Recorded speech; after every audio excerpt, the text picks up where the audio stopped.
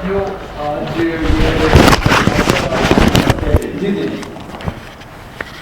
Press वार्ता इसलिए बुलानी पड़ी है क्योंकि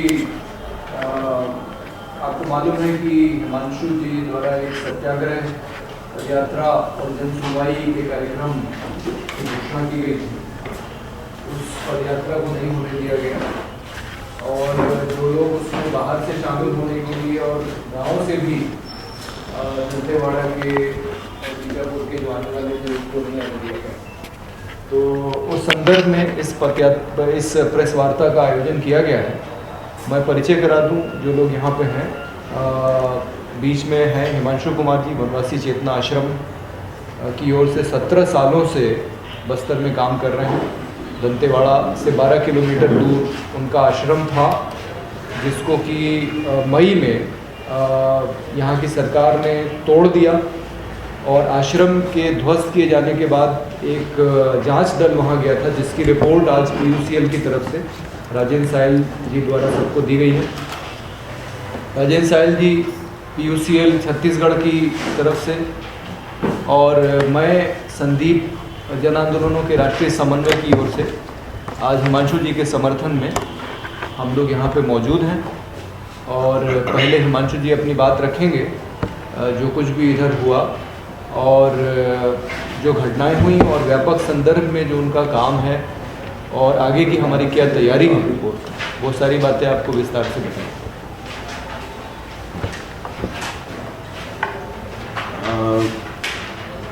इस वक्त न सिर्फ बस्तर बल्कि पूरा देश एक ही समस्या से ग्रस्त है और वो है व्यापक हिंसा। समाज में हिंसा आज सबसे बड़ी समस्या बन चुकी है। हमारे प्रधानमंत्री भी वही बात कहते हैं, हम सब इस बात से चिंतित हैं कि देश में हिंसा क्यों हो रही है। हम जो अपने आप को गांधी जी के पदचिन्हों पर चलने वाला मानते हैं, हम लोग भी कोशिश कर रहे हैं कि इस बात की जड़ तक जाएं कि आखिर हिंसा की जड़ कहाँ है और उसका समाधान कैसे हो सकता है।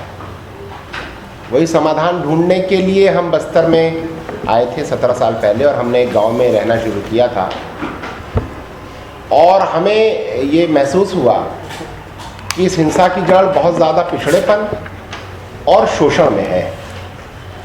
इसलिए हमने शोषण और पिछड़ेपन इन दो के समाधान की कोशिशें शुरू की, जो हमारी छोटी सी ताकत थी उसके साथ। पिछले कुछ समय से आदिवासी क्षेत्रों में, सभी आदिवासी क्षेत्रों में, बस्तर में भी माइनिंग को लेकर के सरकार की कोशिशें शुरू हुई हैं कि वहाँ पर माइनिंग कंपनीज को लीज दे करके और खनिजों को खोदने का काम शुरू किया जाए और उसके लिए आदिवासियों को वहाँ से हटाने की एक मुहिम शुरू की गई है। बस्तर में और आदिवासी इलाकों में उसके बाद से हिंसा बहुत बढ़ गई है। हमारा मानना यह है कि और उस माइनिंग को करने के लिए, उस इलाके को साफ करने के लिए बहुत सारी फोर्सेस को इन आदिवासी इलाकों में भेजा जा रहा है और उससे हिंसा और बढ़ गई है। इसलिए हमारी सरकार से प्रार्थना यह है कि जिस काम से हिंसा बढ़ रही है उस काम को थोड़ा रोक दीजिए। माइनिंग अगर करनी है तो उसका तरीका है संविधान में कि अगर आपको आदिवासी की जमीन लेनी है तो संविधान में एक तरीका है, लेकिन बंदूक के बल पर आदिवासियों के ऊपर हमला करके आदिवासियों की ज़मीनों को खाली करा करके अगर हम माइनिंग करने की कोशिश करेंगे तो इससे हिंसा बढ़ेगी। यही हम कहने की कोशिश कर रहे हैं। अभी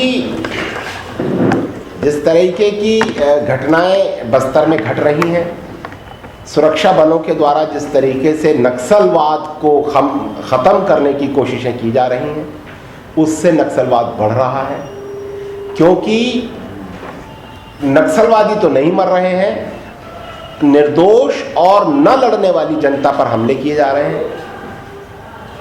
हमारे द्वारा माटवाड़ा में जब 3 आदिवासियों को सलवाजुड़ुम के एसपीओज और पुलिस वालों ने सड़क पर उनकी आंखों में चाकू घोंपकर और माथे पर चाकू रख कर के ऊपर से पत्थर ठोककर मारा था 3 लोगों को, वो घटना माटवाड़ा की आपको याद होगा। हम लोग उनकी विधवाओं को यहीं पर लेकर आए थे। उन तीनों लोगों की जो कैंप के अंदर रहते थे उनको पुलिस वालों ने मारा था, उनकी विधवाओं ने खुद आपको बताया था। इसी तरीके से जनवरी 2009 में 19 आदिवासियों की हत्या सिंगारम गांव में की गई, जिसमें से 4 लड़कियां थीं। उन चारों के साथ बलात्कार करके उनको चाकू मार के मारा गया था और बाकी 15 पुरुषों को गोली से उड़ा दिया गया था। वो घटना अभी भी हाई कोर्ट में है। अभी ग्रीन हंट के नाम पर गोमपाड़ और गच्चनपल्ली गांव में 80 साल के बूढ़े को चाकुओं से गोद कर मार डाला, 70 साल की बूढ़ी महिला के वक्ष काट डाले, 2 साल के बच्चे की उंगलियां काट डाली गई। हमारा कहना ये है कि इस तरह की घटनाओं से, इस तरह के हमारे पुलिस के व्यवहार से नक्सलवाद कम नहीं होगा, इससे बढ़ेगी समस्या। इसलिए हमारी विनम्र प्रार्थना है कि ऐसा मत करिए, कुछ ऐसा करिए कि समस्या का समाधान हो। हम लोगों ने समाधान की दृष्टि से हमने कहा देश भर के लोग आए, आकर के आदिवासियों से बात करें और ये जो सब हो रहा है इसकी जानकारी लें और सरकारों से कहें कि ऐसा मत कीजिए। हमारा ये पदयात्रा बिल्कुल शांति लाने की दिशा में एक शांति प्रिय कदम था, लेकिन सरकार का कहना है कि उससे भयंकर अशांति हो जाने का खतरा है, शांति के प्रयासों से अशांति हो जाने का खतरा है और गोलियां चलाने से शांति आएगी। सरकार का मानना है कि वो गोलियां चलाएगी उससे शांति आएगी और हम पदयात्रा करेंगे उससे अशांति बढ़ेगी। ये बड़ी अजीब सी बात है, हमें तो समझ में नहीं आ रही।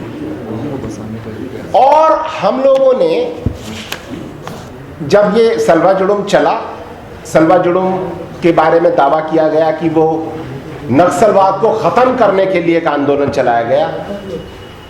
पुलिस हेडक्वार्टर के आप आंकड़े ले लीजिए, पुलिस हेडक्वार्टर के आंकड़े कहते हैं कि नक्सलियों की संख्या में सलवाजुड़ुम के बाद 22 गुना का इजाफा हुआ है, 22 गुना की वृद्धि हुई है। अगर किसी कदम से कोई समस्या बढ़ रही है तो उस पर पुनर्विचार करना चाहिए। जब सलवाजुड़ुम से 22 गुना की वृद्धि हुई इसमें और 700 गांव उजाड़ डाले गए, तो हमने कहा कि भाई अब थोड़ा सा इसको ठीक करने की कोशिश की जानी चाहिए। तो जो उजाड़े गए गांव थे सलवाजुड़ुम द्वारा, हमारी संस्था ने उनको बसाने का काम किया और हमने करीब 30 गांव को बसाया। आज आप चाहें तो उन 30 गांव में आकर के देख सकते हैं, लोग रह रहे हैं, शांति से रह रहे हैं, वहां कोई हिंसा नहीं हो रही है। हिमांशु जी, अभी जो प्रेस कॉन्फ्रेंस हुई थी 2 दिन पहले, इसमें उनको बात जी, हमारा आज भी मानना यह है कि लोग अगर लोगों का, आदिवासियों का अगर सुख बढ़े, उनके जीवन में स्थिरता लाई जाए। सुप्रीम कोर्ट ने आदेश दिया है, सुप्रीम कोर्ट का आदेश है कि ये जो 644 गांव सरकार कहती है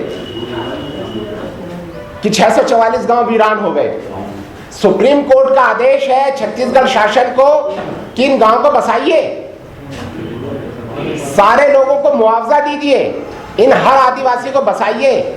लेकिन आपको ये जानकर आश्चर्य होगा कि छत्तीसगढ़ शासन ने एक भी आदिवासी का पुनर्वास नहीं किया है, एक भी आदिवासी को मुआवजा नहीं दिया है। हमारा मानना यह है अगर आदिवासी को बसा दिया जाएगा उसके जी, छत्तीसगढ़ शासन को सुप्रीम कोर्ट ने आदेश दिया है कि सलवाजुड़ुम के द्वारा जितने गांव को उजाड़ा गया है सबको बसाइए। 644 जी है, ये है जी। ये होम सेक्रेटरी ने सुप्रीम कोर्ट में लेटर सबमिट किया है और कलेक्टर्स को लिखा है कि ये करिए। हम सिर्फ यही कह रहे हैं कि